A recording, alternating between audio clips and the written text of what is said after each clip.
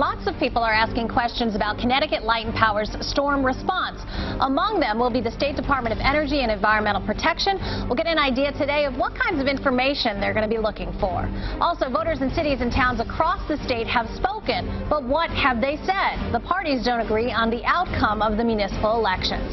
And you might recall, just before the storm, lawmakers were in special session focusing on jobs. We'll take a look at what they found.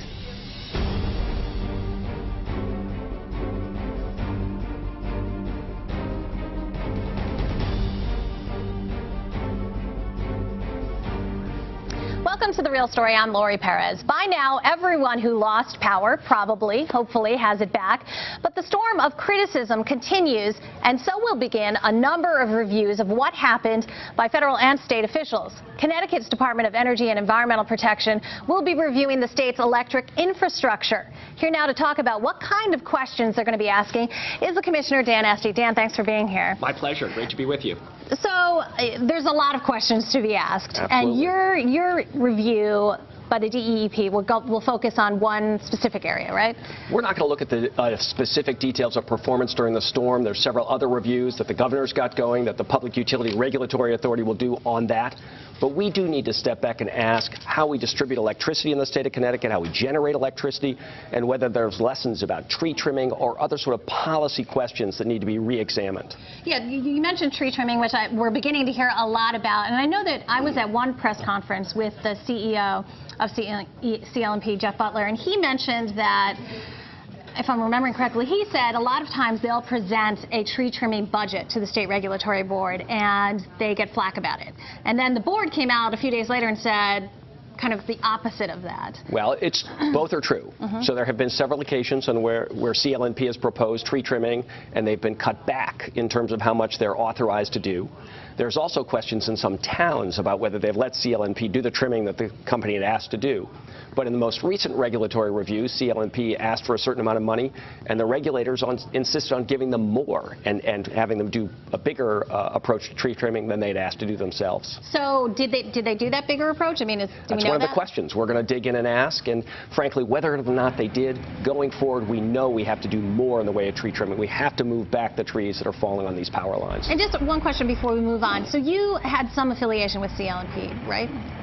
I worked for them as a consultant mostly 14 years ago to about 9 years ago with a prior group of executives, all of whom have gone on now to do other things. Okay. So do you think that'll give you more insight into their workings, or? Yeah, I think the fact that I've worked inside a utility, and to be clear, it was on helping them understand their environmental obligations, the commitment to sustainability.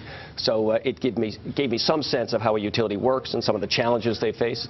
But I think it's also made me more skeptical in some regards about the way they manage, and really gives me a sense of where to dig in and look for concerns that have to be addressed. The Public Utility Regulating Authority is a part of DEEP, right? So, that's correct. So if it's found out that CL&P was not adequately prepared or not adequately staffed, would it be appropriate for some people to say, well, PURA should share some of the blame? Well, there are going to be people who ask a question around that because PURA did review the staffing levels. But I think there's two separate questions. One is whether the staffing levels on the everyday basis were appropriate, and that's really what's looked at carefully. There's a separate and significant question about whether their staffing in preparation for a storm and an emergency was adequate. And that's where I think there was not a sufficient regulatory review. We need to do more of that going forward, and where I think the company, it appears, did not have a game plan that was sufficient to the task at hand. We were talking before the show about how you think that this might get people to talk and consider more about alternative energy. Where do you think the conversation might go? Well, we absolutely have to look at the entire electric distribution system, transmission system, and generation systems and ask whether, going forward, we should do things differently. And the governor has insisted, asked me in particular, to really look broadly at the way we do energy policy and to see whether there are things that we should rethink. Some people are proposing, for example, that we underground all the electric lines. Yeah, we hear that a ton. 17,000 miles of overhead wires at $1 million a mile. This is sort of a $20 billion project. I'm not sure the economics work out. We're going to look carefully at it, though. We're going to understand the benefits, look at the costs, and see whether there's a way to make that happen. Could we do it, though, from now on? That's a very good thought. And a number of other places have, over time, put the wires underground by ensuring that whenever the wires have to be replaced or roads are being dug up, at that time insisting that they go underground. So that is an option. And, I mean, it brings up other ideas, solar panels, wind mills. Sure. There are people who had generation at their homes were sitting pretty the last week. So if you had a solar panel, you had some electricity. If you had a geothermal system, you had heat when the rest of us were out. So that's got to be looked at. And I personally would like to look at the question of distributed generation, which is the thought not that we're going to harden all of the system, not all 17,000 miles of wire, but have every downtown with some generation capacity, enough to run a police station, a fire station, a warming center, a grocery store, and a gas station. Because, of course, it was bad enough not to have heat and light in your home, but even worse if you didn't have access to gasoline or food. So how would, I mean, obviously we're a long way from that, but how would that be funded? Who would pay for that? We'd have to look at the funding options. So we could pay for it as a state. We could have the ratepayers pay for it. We could see whether the communities themselves would like to bond for it. So there's a number of options, but much cheaper than the $20 billion broad undergrounding of wires. This could probably be done for a tenth of that price. And that has been done in other areas? Or? It's been done in isolated places, never as a whole state moved to distributed generation. So this would be a big policy step forward, but perhaps an interesting opportunity. And I think people in this state are asking questions about how we avoid a problem of this kind going forward in the future. And we're going to look at all the options in that regard. Or is that something that you could require CL&P to implement? The Public Utility Regulatory Authority could require it, and we could establish a policy that says this is the direction we want to go. But we'd be careful about doing that because, of course, when we have CL&P do it, it just gets passed on to ratepayers. So we're very careful about what we do in that regard. The governor has been very clear. We want an energy future that's different from the past, but we're also focused on bringing rates down and being very careful about the cost that Connecticut consumers have to pay for electricity. That was also something that Jeff Butler brought up when he was questioned about staffing and such. He brought up the fact that Connecticut does have high electrical rates. It's true. And so you wouldn't want to insist that they keep a lot more staff around every day. But again, there's a difference between the everyday staffing level and whether you have a game plan for an emergency. My questions really go to whether they were able to ramp up quickly enough in terms of bringing line crews in from outside the state to address the emergency we have. But wouldn't that have been regulated by PURA?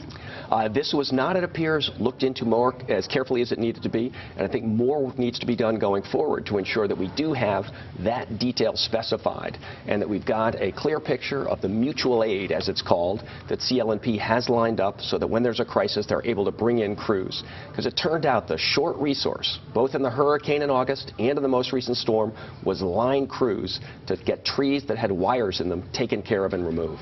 And when last thought about trees, you know, a lot of people have been frustrated, obviously, over the last few days, and they're saying, you know, we heard expressed, even I was with Senator Blumenthal, and a gentleman came up and said, we just need to cut all of the trees near all of the power lines. I mean, that's obviously born out of frustration, but I imagine that when that comes up, you will face different factions, people who want to protect the environment and trees and people who want to look at power. Connecticut's a beautiful state, and part of the beauty is the tree cover that we have and the communities that have tree-lined streets.